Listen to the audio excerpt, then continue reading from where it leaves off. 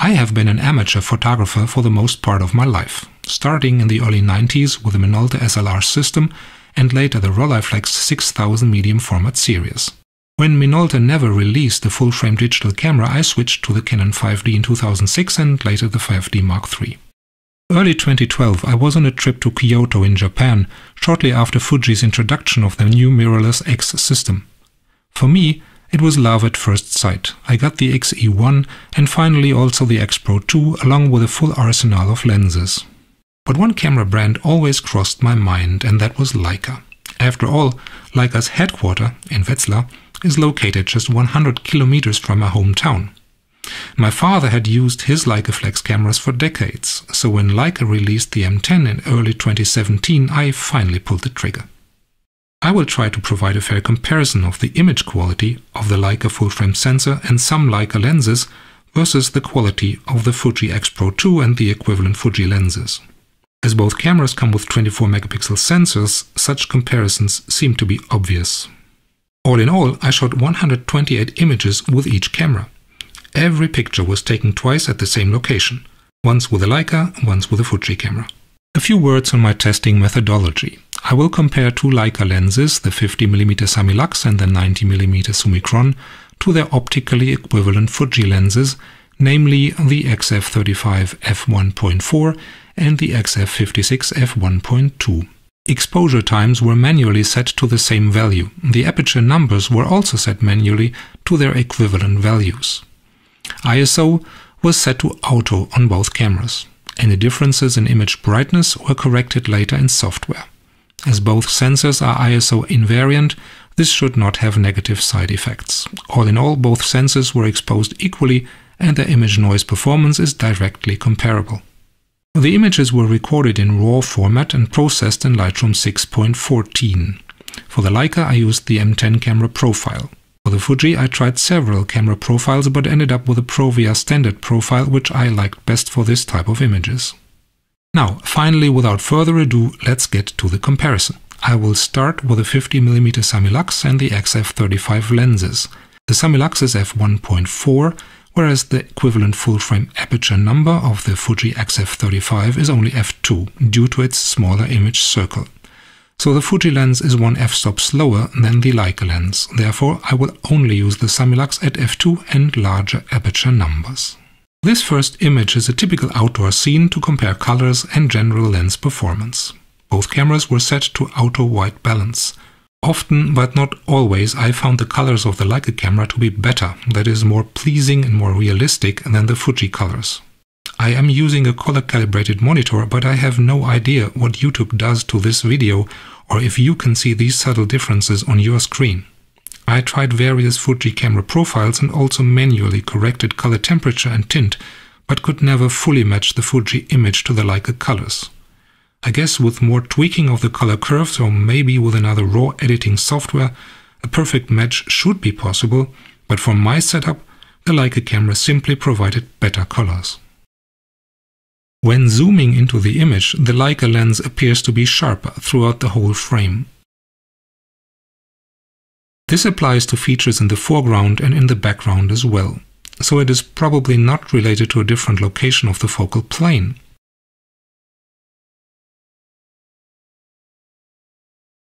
Look at this stone pillar. Even though it is closer than the roof of the monastery, the image of the Fuji is still less sharp.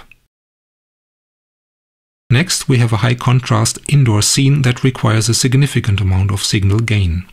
Again, the colors of the Leica camera are warmer. The Fuji colors seem to have a slight purple tint.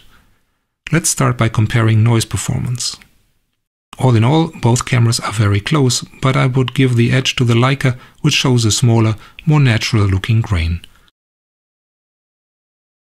Now let's compare how the cameras handle strong contrast. Obviously, there are huge differences how the lenses handle the spokes of these windows.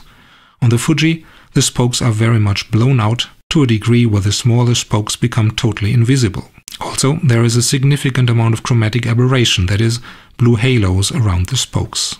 I have generally turned on the option to remove chromatic aberration in Lightroom. Apparently, the software wasn't able to remove all of it automatically.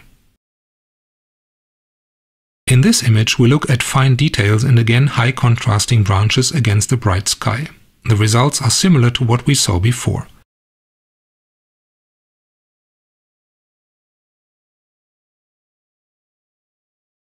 The Fuji renders a slightly blue halo around the branches and generally has some problems with strong contrast.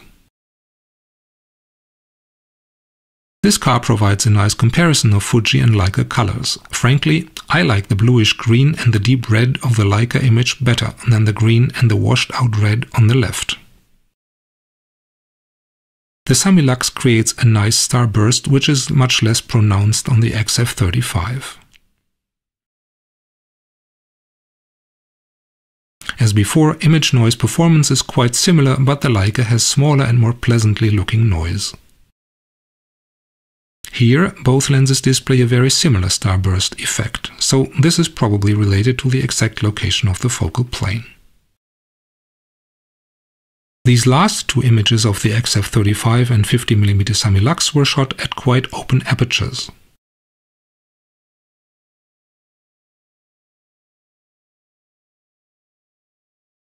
All in all, both lenses perform very well, and I don't prefer one of these images over the other.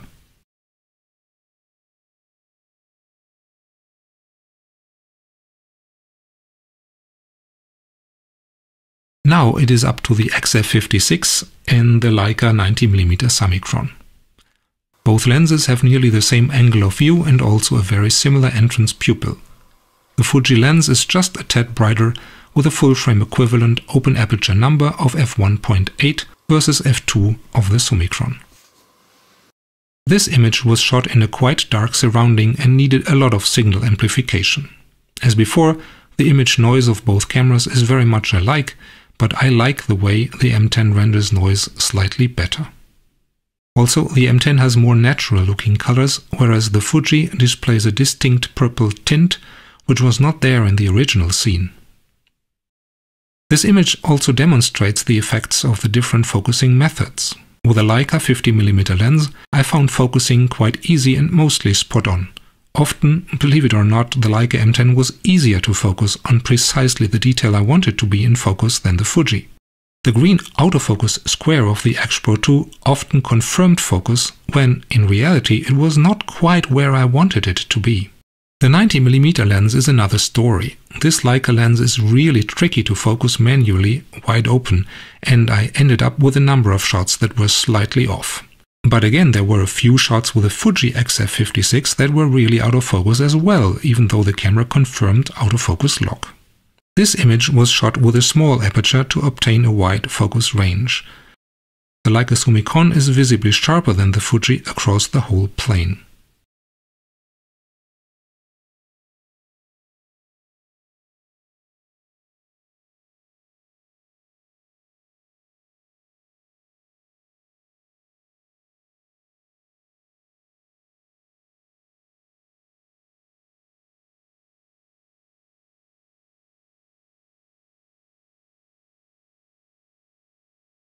This image demonstrates how the cameras handle highlights and high contrast scenes. The Fuji is again not focused exactly where I wanted it to be, but let's not concentrate on that. The writing in the Bible is rendered clearer by the Leica, and also the highlights are slightly less blown out. The wooden Jesus statue shows much more detail in the Leica image, but that could be due to the focusing problem of the Fuji. Finally, we see once more the purple tint on the left and more natural colors on the right. Here is a picture that was shot wide open to demonstrate the bokeh of both lenses. Let's concentrate on this highlight in the background. Generally, both lenses display a very nicely rendered bokeh, but sorry, the Leica again has an edge over the Fuji, as the circle is almost perfectly shaped and evenly shaded without any distracting structures.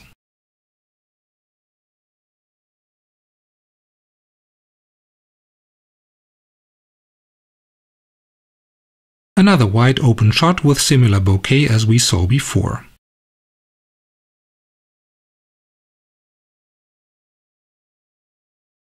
Here we see a new effect. The highlights are rendered with a slight purple border by the Fuji lens. This is a sign of chromatic aberration, which is not visible in the image of the Leica lens. The red color looks slightly washed out in the Fuji image.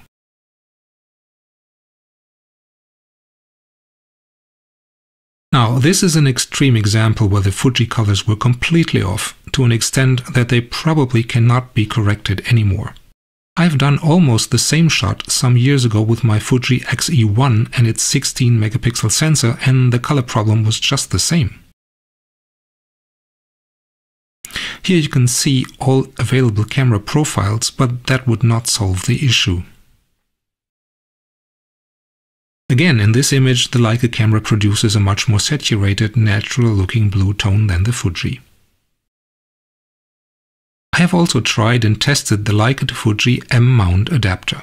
This little piece lets you mount your Leica lenses in front of any Fuji X cameras. Frankly, I was not very satisfied with the results.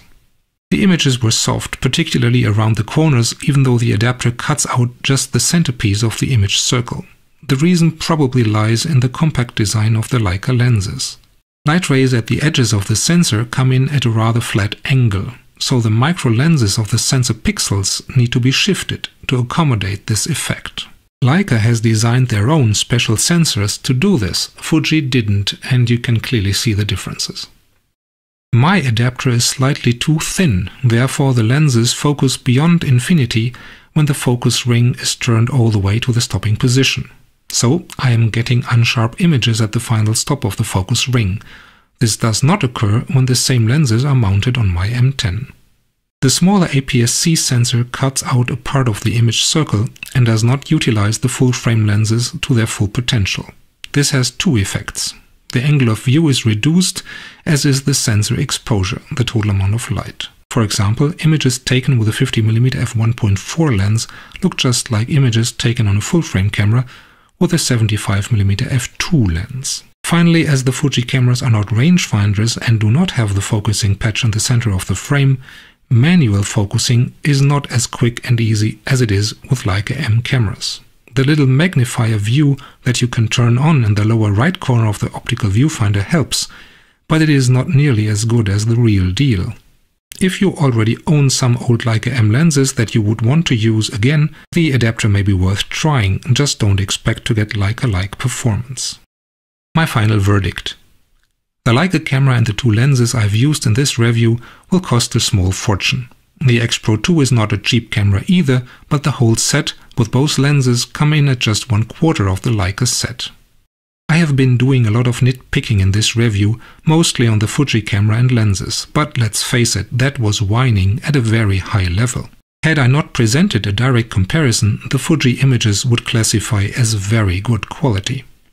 All in all, I was astounded how similar the images of both cameras really are. The differences are subtle, and most viewers will probably never notice nor honor the improvements in image quality that the Leica camera and lenses provide. One thing is for certain, I could not find substantial negative effects of the smaller APS-C sized sensor of the Fuji compared to the full-frame Leica sensor. Noise performance was very much alike. As I said before, I liked the Leica colors better, but the differences were mostly subtle, with just a few notable exceptions. When you want a very shallow depth of field and the plane of focus really matters and you have a lot of time, the Leica has an edge over the Fuji. But frankly, I admit that I like autofocus a lot for most other shooting scenarios. So is the Leica worth its premium price? Frankly, both cameras and all four lenses are simply terrific. Their image quality is on the highest level and will never be an excuse for taking bad pictures. You will have to decide for yourself if you want to pay the premium. I find shooting with a Fuji camera and lenses enjoyable and satisfying, but even more with a Leica camera and lenses.